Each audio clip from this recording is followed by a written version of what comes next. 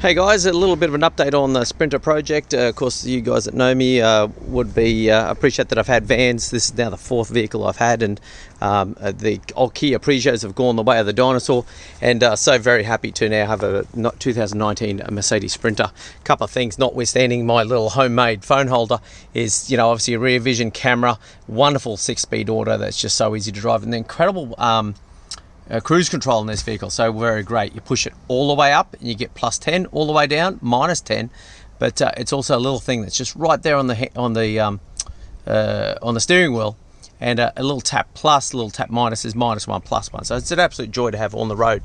Had a couple of squeaks and rattles because this was a second-hand vehicle that came from some sort of movie production set, and a little bit of a tour here just quickly in terms of what we're up to with things. Now I've actually just gone for some rock wool insulation. The guys that I've went to visit, they were really pushing hard for me to get some spray insulation, but it was like after Christmas and you'll have to wait and see, and just too dramatic. Anyway, we won't bother getting out of the way, but just if you can just have a little look in here, where are we up to? So bit of IKEA furniture found by the roadside. It was a leaf table with the sides folded up on this unit, but that's now gone in favour of just actually taking the leaf off it and sticking it on the side here. It's not quite lined up there at the moment, but it does think, look, I don't think that'll even stay a leaf. I think it'll become fixed because there's no need for it to be like that. So this is a little bit different to what most people do with their Sprinters when they're doing their van life conversions and fill up the van with toilets and showers. Now this is Australia, we live outdoors because we can, and so this is really, like, for me, I want to be able to sit in here and kick ass with my work, and also sleep and obviously keep all the stuff. So a little bit more of a tour. So good old Engel fridge here, as I've had those always. Nice little slot has opened up here in terms of having a bit of water, and I'll make it so it actually stays in there at some point, so stay tuned. We've got some timber flooring. Peter Hine gave me a hand with that. We've got some foam underlay under there at the moment for insulation, sound and heat, hopefully a little bit distended or removed from the situation by having that bit of underlay there. We've also started here, and I'm going to pull these off and have a bit more of a go, but the actual those are standard. There's a plywood insert, so the standard fitment here in this vehicle is a couple $100 extra from Mercedes, but this actually had a ply lining, so we've pulled out the majority. There's some panels up there and down here as well that are out at the moment, as a replace this with this carpet lining, which will obviously something similar happen inside as well.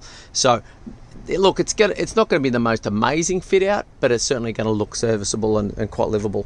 So let's take you around. And one of the other major differences that I've done with my van, which you don't see often, is the way I've set up the bed frame here. So really important to have a lot of garage space, as I like to say in the van life type stuff.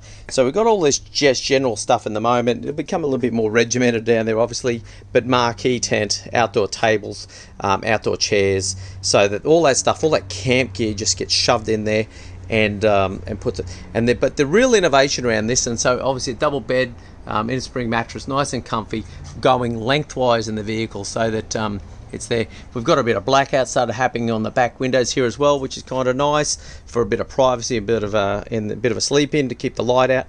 But this is the thing that actually is probably the most different, is specifically I've left this gap down the side here as to house like paddle skis and surfboards and that sort of stuff. So that side slot there, which is 3.2 meters long, can fit a substantial paddle ski or surfboard, and at some point we'll get some sort of anchor point. So watch this space as we go and do something about that. Obviously, importantly as well, up the top there, the way that the roof lining, there's none of it at the moment. We've got the insulation in there, it's got to be glued up in there, and then find some sort of nice way to close that out and a bit of feature lighting. So come and play along as we work on this project, and you're most welcome to comment and send me your feedback. But otherwise, just a bit of an update for all those friends I've got off and around the world that love to travel and